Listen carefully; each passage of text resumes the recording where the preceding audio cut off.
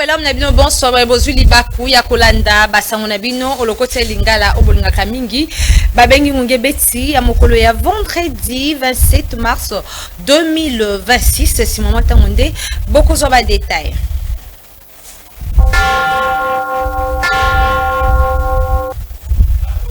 Toko fongola basango nabino pona kwesa noite tata mokonzi yekolo Congo démocratique Félix Antoine Tshisekedi Tshilombo alansaki mokolo ya jeudi 26 mars 2026 na Kikwiti na province ya Kwilu lotili kitope courant ya barrage hydroélectrique ya Kakobola Bolanda ba détail na Puris Pembele. Ezali bongo relié na centrale hydroélectrique ya Kakobola pe esengeli nango ko alimenter province ya Kwilu Kwango pe Maindombe. Réseau ya distribution électrique yango ezalaki bongo lancé na ville ya Kikwiti mokolo ya jeudi 26 mars 2025 oyo epa ya tata mokonzi Félix Antoine Tshisekedi Tshilombo na nzela ya cérémonie moko monene oyo ye moko akambaki. Réseau oyo ya distribution électrique esengeli bongo et alimenter plus de 9000 ménages mobimba. Déploiement progressif nango et ezali bongo kolandisama na ba exigence technique ya mise en service pe ya stabilisation. Et sengeli koyeba été environ 6 millions d'habitants nde bakozala bénéficiaires na likambo oyo ya lotiliki ya réseau ya Kakobola. Nyonso oyo na vision ya tata mokonzi Félix Antoine Tshisekedi Tshilombo kolandisama na programme na ye ya 145 territoires. Ngonga ebeti.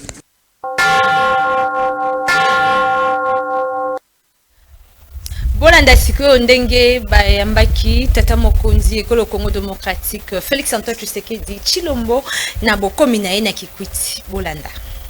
Atako mbula makasi ebetaki na butu ya mardi 24 pona kotanela tongo ya mercredi 25 mars 2026 population ya Kikwiti bazalaki bongo déterminé ya koyamba bongo mokonzi na bango Félix Antoine Tshisekedi Tshilombo oyo ye moko pe azalaki déterminé ya kokita sur place ndenge programme na ye esengaki. Bongo ezalaki na ambiance moko ya kosakana tende Félix Antoine Tshisekedi Tshilombo akitaki bongo na mabele ya Kukumpemba na bokiti na ye na aérodrome ya Kikwiti ayambamaki na notabilité oyo bazalaki déjà sur place elongo na ba personnalité tant civile que militaire bayi politique ya Kwilu mobimba bazalaki wana pona kotalisa soutien na bango na tata mokonzi Félix Antoine Tshisekedi Tshilombo ezala baye oyo bazali na kati ya ba institution to pe baye oyo bazali bongo libanda ya ba institution.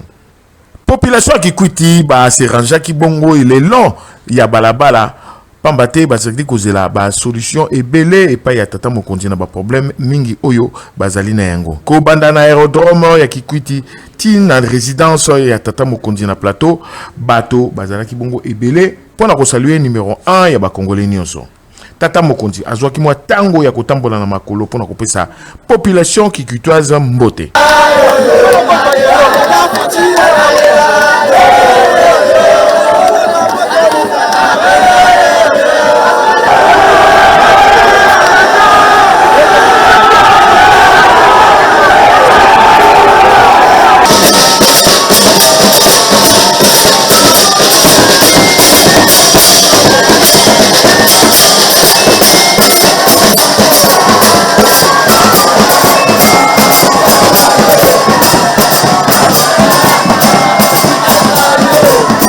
Présence ya tata mokonzi awa na Kwilu est marquée penza makasi histoire ya province oyo. Esengeli koyeba été plus de 10 ans mobimba Kikwiti ezalaki bongo kozela courant. Lelo oyo ville ya Kikwiti ekozala bongo connecté na réseau électrique ya Kakobola. Oyo ezali bongo centrale moko ya 10,5 MW. Yango esengeli est alimenté 14 000 ménages mobimba ya Kikwiti ya Gungu pe ya Idiofa. Mise en service ya centrale oyo et co-favoriser évolution ya petites et moyennes entreprises et co-améliorer qualité ya ba services sociaux de base. Tata mokonzi kuna na Kwilu ako inauguré pe série moko ya ba infrastructure katina yango 9e région militaire garnison ya Kikwiti. Ngonga ebeti.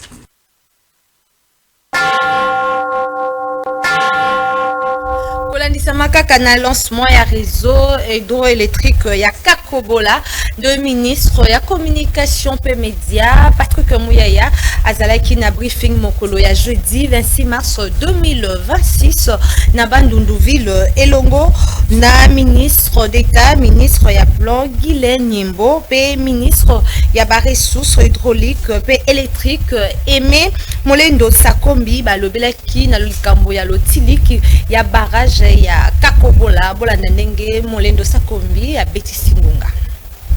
De ressources hydrauliques et électricité, la maintenance. Oui, la maintenance, donc le gouvernement a pris toutes les dispositions. Comme vous le savez, le conseiller technique du gouvernement en matière d'électricité, c'est la SNEL. Donc c'est à cette dernière qu'on a confié la gestion et la maintenance de toutes les lignes de transmission, donc de transport, de Kakobola jusqu'au poste d'arrivée de la SNEL à Kikwit.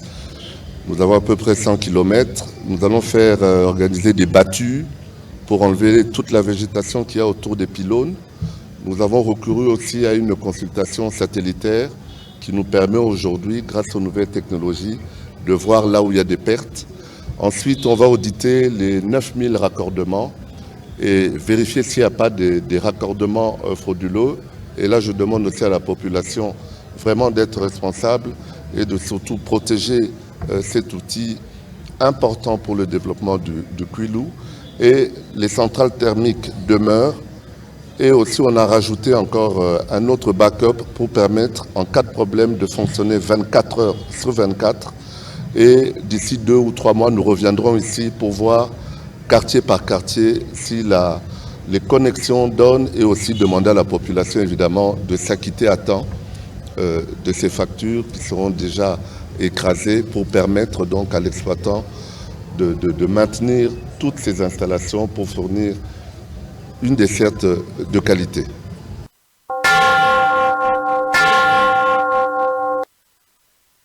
Euti Kotalisa na monoko ya secrétaire général pe porte-parole Monseigneur Donatien Cholet était révision ya constitution ezali prévu na kati ya constitution yango moko pona kloba ete ezali mabete kasi pona bango esengeli esalema na tangu oyo situation sécuritaire ezali malamu te bolanda.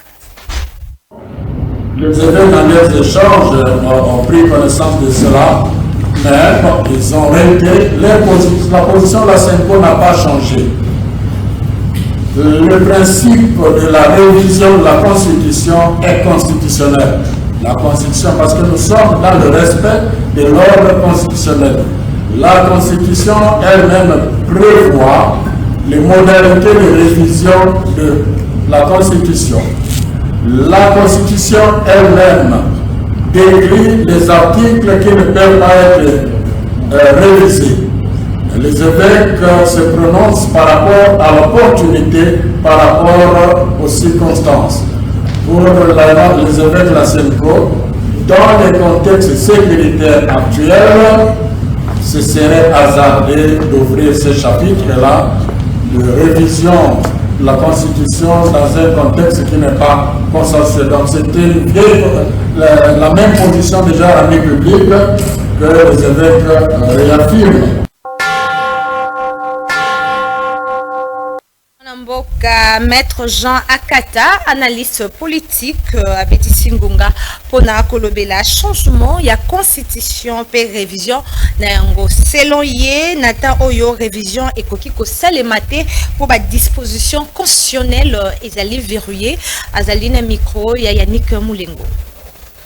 Par rapport ya changement ya constitution et puis révision na yango nani koloba ete na qualité na ngai ya juriste praticien et puis averti avisé na koloba ke révision na moment où tozali ekoki ko salemate po ba disposition constitutionnelle ezali verrouillé mais changement na yango nde na kati ya mibeko ya mama ya mibeko na biso loi elobeli po na changement te.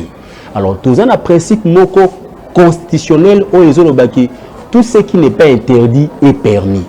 Na yango tokozo na article 5 il y a constitution na biso il y a 18 février 2006 au ezopesa pouvoir na peuple, souveraineté rezongela na peuple. Alors celui tobito ça la vol d'oiseau, to que les moi musika. Toko kweya na droit international, tozo kweya na principe oya autodétermination du peuple à disposer d'eux-mêmes. Et nous banini. Peuple ce qui lelo a décidé à changer Mibeko constitution mutako pekisaye azati. Mena yango position la justice pour tous ces alibouis. Ce qui pour la révision justice pour tous à Kolobaki moyen de ça la révision izati. Ce qui pour le changement, il y a des opinions à travers l'AI, à l'objet changement est possible, mais dans condition limite, dans condition qui est changement, il y a constitution, il faut être précédé changement, il y a situation sociale, il y a population. Et justice pour tous les alliés, et ça n'a pas intérêt à battre. Et nous, comme nous baboué, biso tozali pona toza pour changement. Mais changement n'a pas seulement. To seliété changement, il faut être précédé changement, il y a situation sociale, il y a population.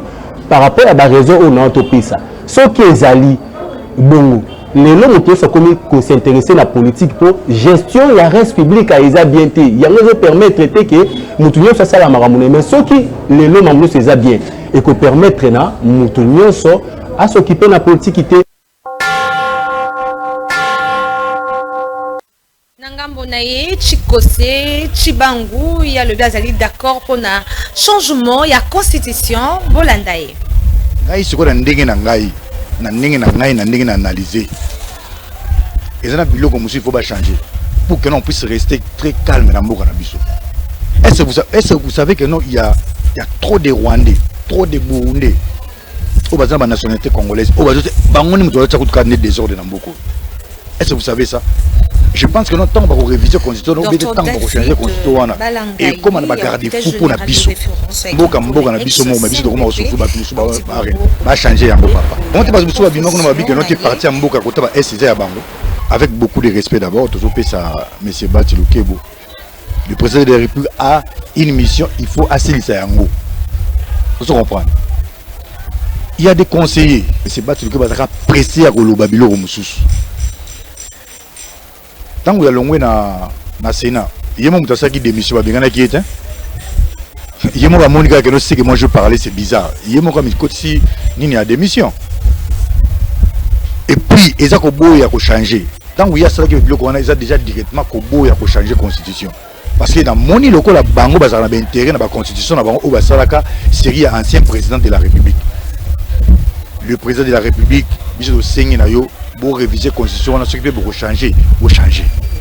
Bon, je pense que nous on a fait ça Bango Mbote Belé, les matières à soutenir, et plutôt les Mbappé à soutenir le président de la République par rapport à l'idée, à l'initiative au Azanango.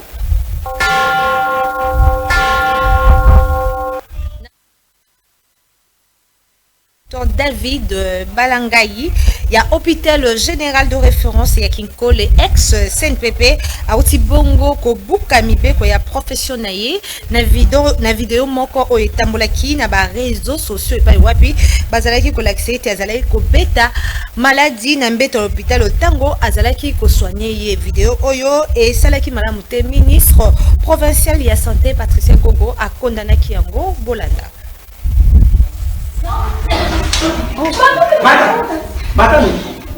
Sima ya komona vidéo oyo etambolaki na ba réseaux sociaux ko bekisa image de marque ya corporation na bango ya baminganga wapi ezalaki bongo kolakisa docteur omoko na kombo ya David Balangayi ya hôpital général de référence ya Kinkole ex-CNPP ko beta patiente na ye bolumbu na mbeto ya hôpital na tango azalaki bongo kopesa ye ba soin. Ministre provincial ya santé hygiène et prévention mwana mboka Patricien Gongo lokola monganga a présentaki bongo ba excuse na ye na population nyonso ya capitale pona likambo wana. Puis lisusu a convoqué bongo na Lumbango réunion moko na président urbain ya ordre national des médecins pe comité na mobimba po ete bakoka bongo ko statuer sur ka oyo bongo na suka atalisaki ete bazali ko bunda po ete ndeko oyo azala bongo radié na kati ya ordre des médecins boyoka ndenge abetingonga. Premièrement, en tant que ministre provincial de la santé, je suis en train de présenter. Il y a liboso lokola ministre provincial de la santé nazali ko présenter vraiment excuse nanga na kombo ya corporation pe na kombo ya ba médecin nyonso oyo basalaka na ville oyo tozali boyebi ke tata mokonzi moko aza kosala makasi po ete gratuité ya maternité esalema po ete moto nyonso akozwama en prise en charge ndenge esengeli pe gouverneur ye moko azali korapele bato ke santé humaine esengeli ezala na centre bapréoccupation mpe kasi oyo elekaki bongo na Saint-Pepe Kinkole echoke biso nyonso ntina wana tozali kopresente baexcuse na biso na bato nyonso oyo batalaki baimage wana kasi toza korassure bango ke tokozwa badisposition nyonso po ete makambo ya boye ekoka po ekosala masu te mpe na ntango na koloba na bino boye médecin oyo baza koauditionne mpe to baza koyoka ye mpe bakokanga ye mpe na niveau ya baordre de médecin tozali kobunda po ete azala bongo radie boyebi ke kuna eza mpena mobeko moto elobako komba te makambo esali esala soni ya corporation na biso yango tindaki ngai na convoqué na lombango président urbain ya ordre des médecins mpe comité ne mobimba pour tout statuer.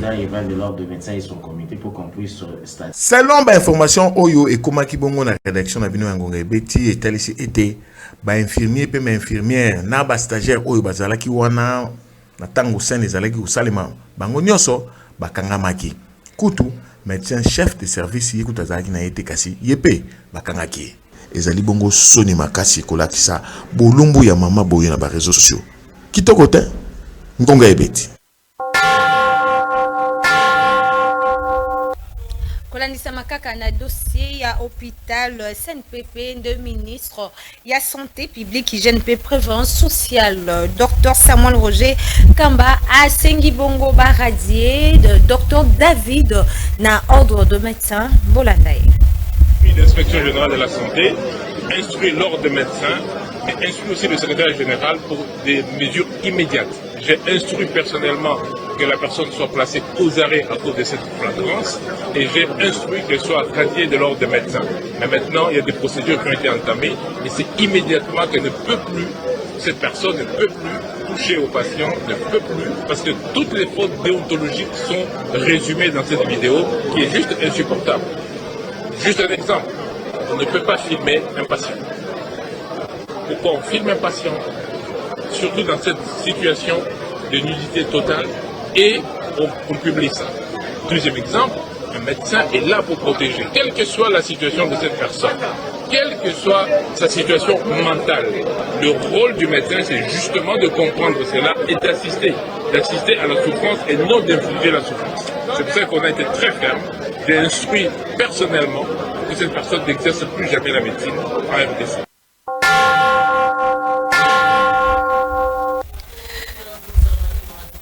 tozali na dépêche esengeli kosimba ete ndeko ya mwasi oyo botalaki na ba réseaux sociaux pa Dr David azalaki kobeta ye na mwana na ye bazali bongo prise en charge pa ya mama Denise Niangero na minute tozoloba bazali na hôpital Diamant ba détail bokozwa mbala ya sima.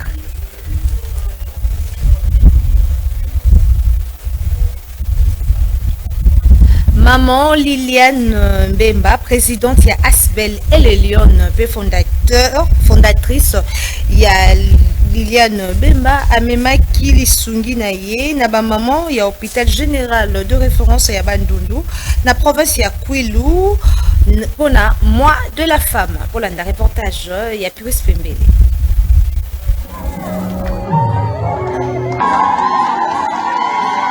kolandisama na activité ya mois dédié na promotion pe droit ya ba maman madame Liliane Bemba a salaki mokolo ya jeudi 26 mars 2026 oyo visite moko ya compassion pe ya solidarité na hôpital général de référence ya Bandundu na province ya Kwilu na bokomi na ye ayambamaki epai ya personnel médical présidente ya fondation El Lyon akendaki sima ko visiter bongo ba service ebele ya hôpital oyo. Sur place, akendaki bongo kokutana na ba beli oyo bazali na situation ya pasi. Mingi penza ba oyo ba kangama kuna na hôpital pona bozangi misono ya kofuta. Na elamu kwa solidarité, asalaki bongo assistance moko ya ba forme ebele to pe multiforme.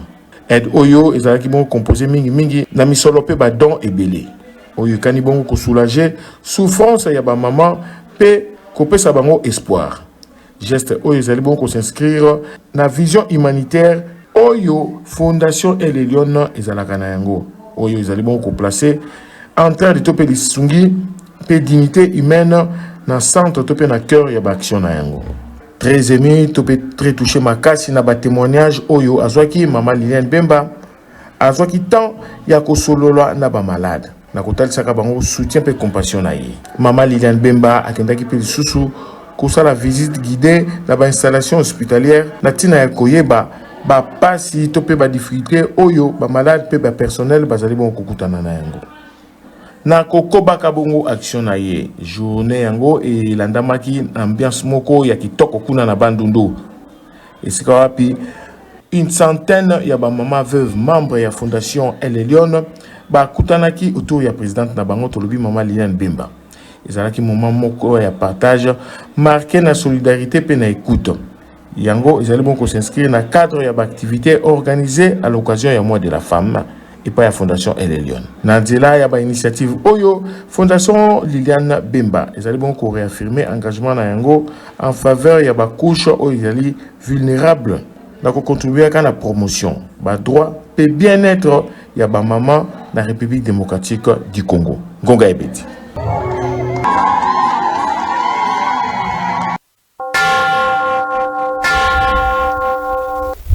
Tokosukisa na basango ya société oyo esengeli kosimba ete ba moment ya secrétariat général ya ministère ya portefeuille basalaki clôture ya mois de la femme mokula vendredi 27 mars 2026 na milulu moko ya munene na grande salle ya ministère na bango wapi balobelaki ba point ebele na oyo etali égalité Yannick Moulengo pe Patrick Lusala bazalaki wana bolanda ndengo ya betami. Au patronage, il y a son excellence, Madame le ministre et portefeuille, Julie Mbouyichikou, Célestin Tuteya Mwembo, secrétaire général du ministère et portefeuille, point focal cellule JAR, Madame chef de division, Kavou Chantal, Ndemo Bangé na cérémonie à clôture et activité à mois de femmes, et Salemaki Oyo et Sangisaki ba mama nyoso ya secrétariat général ya ministère ya portefeuille ba zalaki bango nyoso en panne très kitoko na présence na yemoko homme jaré secrétaire général Célestin Tuite ya Mwimbu si maya exécution hymne national modératrice ya Milulu a pesaki maloba na madame Chantal Kavuo point focal cellule jar wapi a salaki mo ya circonstance atalisaki ete mwasi azali kaka na ba droite kasipe devoir si manayende secrétaire général homme jaré Célestin Tuite ya Mwimbo oyo a représentaki ministre ya portefeuille na discours na ye atalisaki ete agent à l'état ezala mwasi to mobali e sengeli kotosa ordre ya l'état pe ordre ya ba chef ya hiérarchie agent à l'état azalaka modèle bongo bayaki koleka na étape ya ba question réponse ba jaba tuna kimingi ba question na oyo etali ba difficulté bazali kokutana na yango na musala na bango bongo biyano ya malamu epesa maki nasuka secrétaire général Célestin Tuite ya Mwembo a salaki discours ya clôture ya ba activité à mois de la femme Boyo Kangonga. Deuxième devoir que je voudrais rappeler à votre attention. L'agent masculin ou féminin que vous êtes de l'État doit servir l'État avec fidélité, dévouement, dignité et intégrité. Et donc, l'intérêt général passe avant toute chose. Troisième devoir, l'agent de l'État doit exécuter. L'agent de l'État doit exécuter les ordres de la hiérarchie. Sauf si cet ordre ou ces ordres ne sont pas conformes aux dispositions légales en la matière. Mais vous avez l'obligation d'exécuter les instructions ou les ordres donnés par vos chefs hiérarchiques. pona kokabwana malamu kolia pe komela ezangaki te na sina toujours ya bolingo oyo ezali na kati ya secrétariat général ya ministère ya portefeuille ngonga ibeti.